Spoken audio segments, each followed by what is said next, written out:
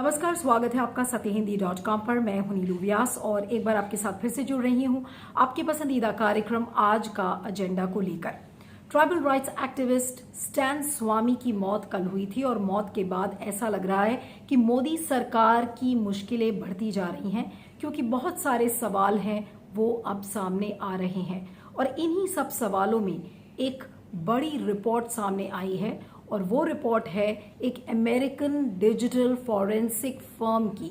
उसने ये दावा किया है कि सुरेंद्र गाडलिंग, जो कि दलित अधिकारों के लिए लड़ रहे हैं, वो भीमा कोरेगांव मामले में अभियुक्त भी हैं, इस समय वो जेल में हैं। उनके कंप्यूटर पर वायरस के जरिए मैलवेयर डाला गया था और उस मैलवेयर को डालने के बाद 20 महीने तक लगातार जो साइबर अटैकर था, यानी कि हमलावर, उसके पास बहुत सारा टाइम था और उसने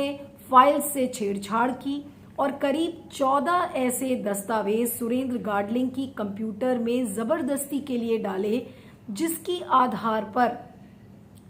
पुणे पुलिस और बाद में नेशनल इन्वेस्टिगेशन एजेंसी ने इन सभी सुरेंद्र गाडलिंग को अभियुक्त करार किया। ऐसे ही मामला था स्टैन स्वामी का। और अगर आपको ध्यान हो तो आर्सेनल कंसल्टिंग ने ही एक दो रिपोर्ट्स इसके पहले भी दी थी फरवरी के महीने में, जिसमें कि जो रोना विल्सन है वो भी भीमा कोरेगांव मामले में अभियुक्त हैं। उनके कंप्यूटर पर भी किस तरीके से एक वायरस के जरिए दस्तावेजों को जबरदस्ती डाला गया था, उसकी एक रिपोर्ट आई थी। ये फरवरी का महीना था और अब स्टैन स्वामी की मौत के ठीक अगले दिन एक ऐसी रिपोर्ट सामने आ रही है फिर से उसी कंपनी के द्वारा, आर्सेनल कंसल्टिंग, जिसने ये कहा है कि 14 इंक्रिमिनेटिंग डॉक्यूमेंट्स सुरेंद्र गाडलिंग के कंप्यूटर्स में डाले गए थे। और सबसे मजे की बात यह है कि जिस हमलावर ने ये दस्तावेजों को डाला है, ये वही हमलावर है जिसने कि रोना विल्सन के कंप्यूटर पर भी मैलवेयर डाला था। और एक दिन बताया जा रहा है जब ये कहा जा रहा है कि जुलाई के महीने में एक ऐसा दिन था जब 20 मिनट के अंतराल पर जो हमलावर था वो कंप्यूटर से छेड़छाड़ कर रहा था और 20 मिनट के अंतराल पर वो दोनों एक ही कंप्यूटर्स पर वो सक्रिय नजर आया था। और आपको बता दें कि जो इंडिपेंडेंट डिजिटल एक्सपर्ट्स हैं केविन रीपा, तो उन्होंने भी कहा है कि इस बात को लेकर कोई संदेह नहीं है कि एक ही हमलावर ने इन दोनों कंप्यूटर से छेड़छाड़ की है और इसके अलावा इसी तरीके का दस्तावेज और लोगों को भी भेजने की कोशिश की गई है। तो अब सवाल ये उठता है कि इस हमलावर का मंशा क्या थी। मंशा ये थी कि जबरदस्ती इन सारे लोगों को, अब आपको इन सारे लोग मैं यहाँ पर इसलिए बोल रही हूँ क्योंकि रोना विल्सन और सुरेंद्र गाडलिंग का यहाँ पर जिक्र हो रहा है, लेकिन अभी हमें ये नहीं पता है कि कुछ रिपोर्ट्स में ऐसे सुराग मिले हैं जिससे ये पता चल रहा है कि शायद स्टैन स्वामी के कंप्यूटर में भी इस तरीके का मैलवेयर डाला गया था, लेकिन अब इसकी पुष्टि नहीं हो पा रही है। लेकिन जो रणनीति इस हमलावर ने अपनाई थी, जैसे कि ईमेल्स के द्वारा भेजना,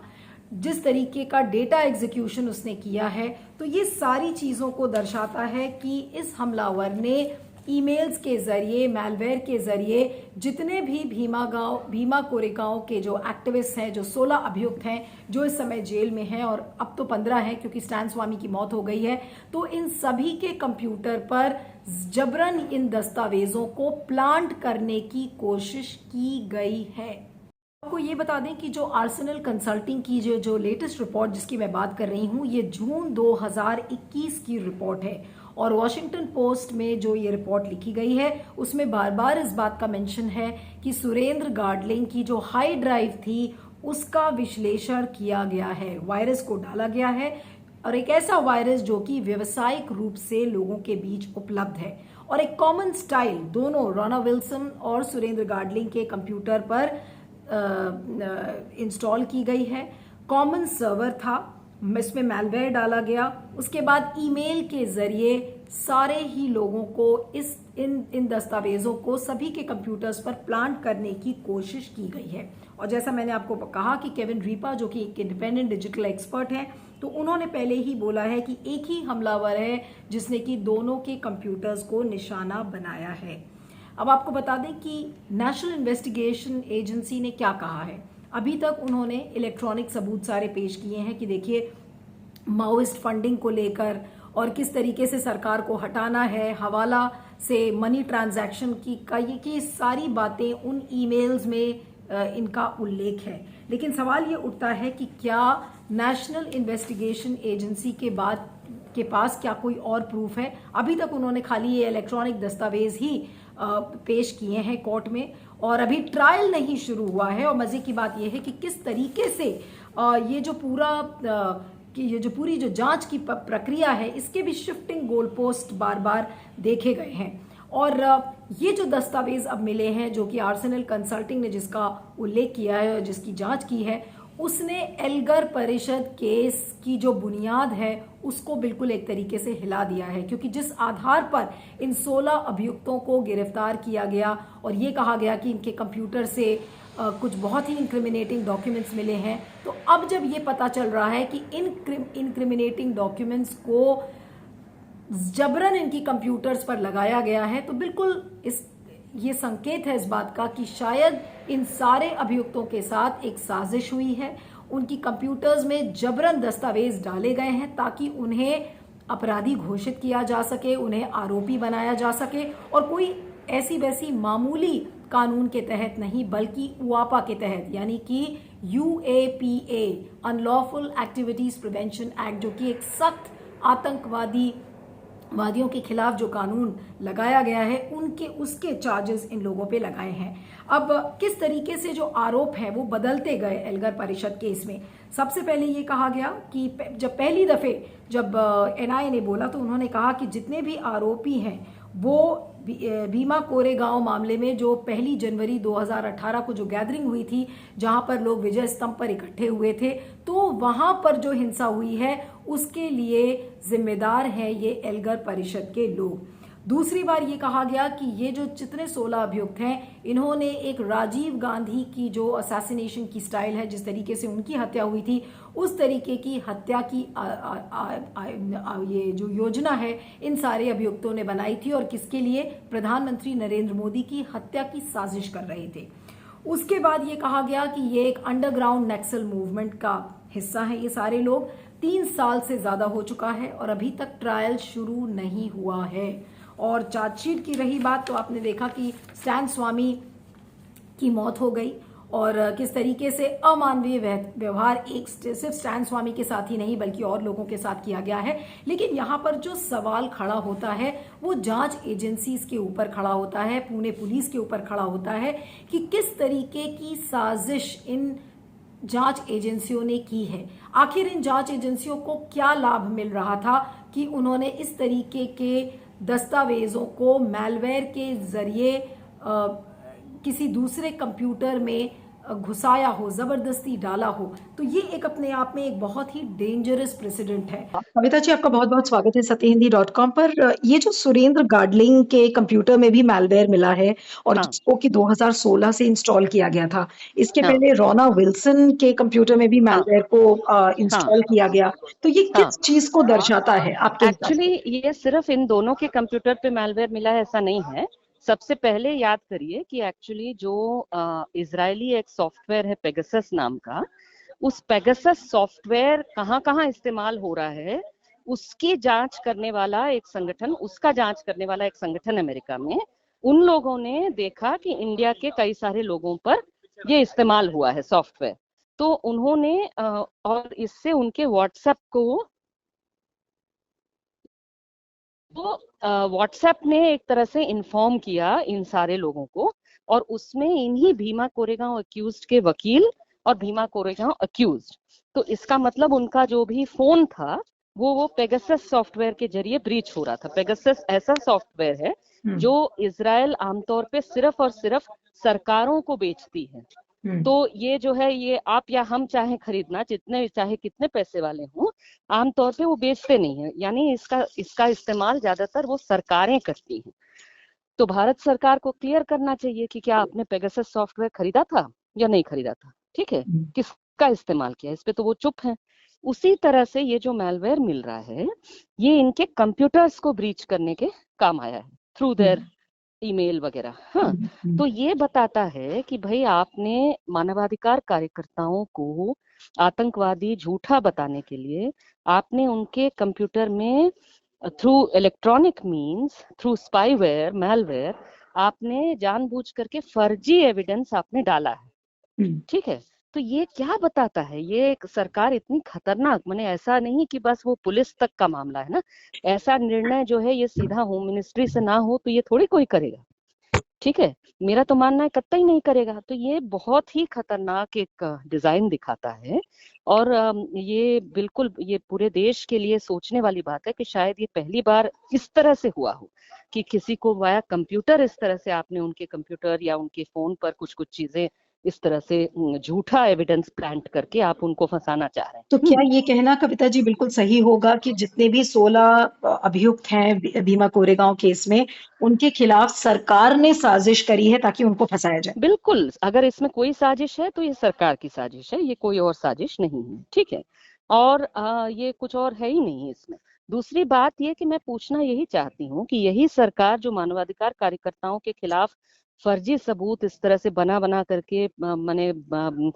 दामी दामी सॉफ्टवेयर के जरिए इसको डालने में इतना समय और पैसा खर्च कर रही है, इतना दिमाग खर्च कर रही है, यही चीज, यही यही जो एजेंसीज हैं, एनआईए हो, होम मिनिस्ट्री हो, पुलिस हो, ये लोग जो लोग खुल करके महापंचायत करके खुलेआम कह रहे हैं कि हम लोग मुसलमानों को काट देंगे, हम मुस्लिम लड़कियों का रेप करेंगे, महिलाओं का, ये खुल करके जो लोग भाषण दे रहे हैं और भीड़ जुटा करके उनको उकसा रहे हैं वहां मारकाट करने के लिए, इनके खिलाफ कोई कार्रवाई क्यों नहीं कर रहे? आप जो है मानव छात्रों को दिल्ली दंगों में फंसा रहे हैं इसलिए कि वो किसी व्हाट्सएप ग्रुप का सदस्य थे जहां उन्होंने कोई हिंसा करने की कोई बात नहीं की, बल्कि जो भी प्रोटेस्ट होता है, चक्का जाम होता है, ये हाई कोर्ट को कहना पड़ा कि चक्का जाम आंदोलन है, आतंकवाद नहीं है, हम्म, उनको आप पकड़ रहे हो। लेकिन जो खुला आतंकवाद फैला रहे हैं, जो हम्म, खुले कह रहे हैं कि भाई जाइए काटिए एक समुदाय के लोगों को, हम्म, रेप करिए उनकी महिलाओं का, उन उसको आतंकवाद क्यों नहीं मान रही है ये सरकार? हम्म, इसलिए उसका जवाब भी मैं बता दूं। हम्म, जवाब ये है कि this is a Hindu supremacist government. हम्म, ये हिंदू सरकार नहीं है, हिंदुओं के लिए सरकार नहीं है। ये सरकार को कोई फर्क नहीं पड़ता कि हम हिंदुओं को कुंभ में बुला बुला करके कोविड के दौरान हम उनकी हत्या करवा दें, कोविड से कोई फर्क नहीं पड़ता इनको, ऑक्सीजन से डिप्राइव करके उसमें हिंदू मरे बड़ी संख्या में, बाकी समुदायों के साथ उनको कोई फर्क नहीं पड़ता। लेकिन ये चाहते हैं हिंदू वर्चस्व वाला देश, यानी ऐसा देश जिसमें कोई भी जो गैर हिंदू है वो डर के रहे, वो ये ना मान के रहे कि ये भी मेरा देश है। और अगर आप को अगर ध्यान हो तो बार बार एमनेस्टी इंटरनेशनल ने, फिर उसके बाद टोरंटो बेस्ड एक जो कंपनी थी सिटीजन लैब, उसने पहली बार ये बताया था कि किस तरीके से 9 ह्यूमन राइट्स डिफेंडर्स हैं जिनके लैपटॉप्स में और फोन्स में स्पाईवेयर को डाला गया है। फिर उसके बाद 2019 में इजरायली कंपनी जो पेगासस है उसका नाम आया था कि, और पेगासस सिर्फ सरकारी एजेंसीज को ही बेचा जाता है, और ये समझ में आया कि इस पेगासस के जरिए ह्यूमन राइट्स डिफेंडर्स के ऊपर जासूसी करने की कोशिश की जा रही थी। और उसके बाद बहुत प्रेशर सरकार पे आया तो रविशंकर प्रसाद ने संसद के अंदर बोला कि कोई भी अनऑथराइज्ड इंटरसेप्शन नहीं हुआ है। तो सवाल ये उठता है कि अब जब इस आर्सेनल कंसल्टिंग की एक नहीं बल्कि 3 रिपोर्ट सामने आ गई हैं, तीनों रिपोर्ट्स में ये बताया जा रहा है कि जो साइबर अटैकर है वो एक है, उसने सर्वर के द्वारा मैलवेयर को डाला है, वायरस को डाला है और 14 इंक्रिमिनेटिंग डॉक्यूमेंट्स डाले हैं दिसंबर 2016 और 2017 के बीच में। करीब 14 इंक्रिमिनेटिंग डॉक्यूमेंट्स कंप्यूटर्स पर डाले गए हैं और 14 और लोगों को भेजने की कोशिश की है उस हमलावर ने। अब जब बॉम्बे हाई कोर्ट में जब ये मामला आया, जब रोना विल्सन के साथ जब ये चीज हुई थी, तो रोना विल्सन की वकील ने बॉम्बे हाई कोर्ट में एक एफिडेविट भी फाइल किया था। और उस एफिडेविट में उस समय एनआईए ने क्या कहा था? एनआईए ने ये कहा था कि एफिडेविट जो उन्होंने फाइल किया है उसमें चार्जशीट का हिस्सा नहीं है ये आर्सेनल कंसल्टिंग का ये रिपोर्ट, और इस वजह से आर्सेनल कंसल्टिंग की रिपोर्ट ये लोग नहीं मानेंगे। तो अब सारी बात आकर अटक गई है कि अब न्यायपालिका इस केस में क्या करेगा। बहुत सारे इस समय गंभीर सवाल हैं कि जांच एजेंसीज किस तरीके से दुरुपयोग करती हैं अपनी ताकत का। किसी के भी कंप्यूटर को हैक करना, सर्वेलेंस करना, ये ऐसा लग रहा है कि जांच एजेंसीज का एक बहुत ही उनके लिए एक कॉमन टूल बन गया है। और अगर जांच एजेंसीज ये करती हैं तो जाहिर सी बात है कि बिना गृह मंत्रालय के या फिर बिना प्रधानमंत्री निवास की जानकारी के बगैर ये काम ऐसा नीचे के लेवल पर नहीं हो सकता है। तो सवाल ये उठता है कि इन 16 अभियुक्तों से सरकार को ऐसा क्या नुकसान पहुंच रहा था, क्योंकि ये जो 16 के 16 लोग हैं, जो 16 अभियुक्त बनाए गए हैं भीमा कोरेगांव मामले में, ये ऐसे लोग थे जो कि ट्राइबल्स के लिए, दलित्स के लिए आवाज उठा रहे थे। ये वही लोग थे जब भीमा कोरेगांव जब 2018 में 1 जनवरी को जो हिंसा हुई थी उसके एक दिन पहले अलगर परिषद की मीटिंग हुई थी और इन पर यह आरोप लगाया गया था कि इन्होंने हिंसा भड़काई है। लेकिन ट्रायल अभी तक शुरू नहीं हुआ है और सबूत के तौर पर एनआईए ने सिर्फ ये इलेक्ट्रॉनिक डॉक्यूमेंट्स पेश किए हैं और उन इलेक्ट्रॉनिक डॉक्यूमेंट्स की भी पोल आर्सेनल कंसल्टिंग ने खोल दी है। तो क्या अब न्यायपालिका पूरे इस एल्गर परिषद केस को क्या डिसमिस करेगी? क्या न्यायपालिका, जिस पर बहुत सारे सवाल खड़े हो रहे हैं खासकर स्टैन स्वामी की मौत के बाद, तो क्या न्यायपालिका अब एक तरीके से पश्चाताप करेगी कि किस गलत तरीके से इन 16 अभियुक्तों को फंसाया गया है, उनके साथ साजिश की गई है? क्या न्यायपालिका इस तरीके की आवाज को अब सुनेगा? ये सारे बड़े सवाल हैं। लेकिन किस तरीके से आपके कंप्यूटर की जो सुरक्षा है वो कितनी कॉम्प्रोमाइज है, आप ये सोच सकते हैं। आपको पता भी नहीं चलेगा, क्योंकि जो चाहे वो रोना विल्सन हो, चाहे फिर जब सुरेंद्र गाडलिंग की कंप्यूटर की बात हो, तो उन लोगों को पता ही नहीं चला, क्योंकि ईमेल्स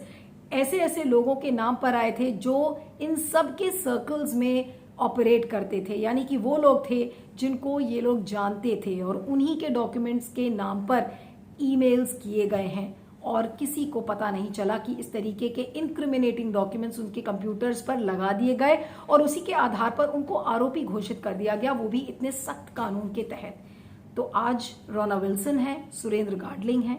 स्टैन स्वामी के कंप्यूटर से छेड़छाड़ हुई है नहीं हुई अभी ये पता नहीं है, लेकिन इसकी क्या गारंटी है कि जो ये सारे 16 अभियुक्त हैं इनके कंप्यूटर से इसी तरीके की छेड़छाड़ की गई है? रोना विल्सन की पत्नी ने तो कहा है कि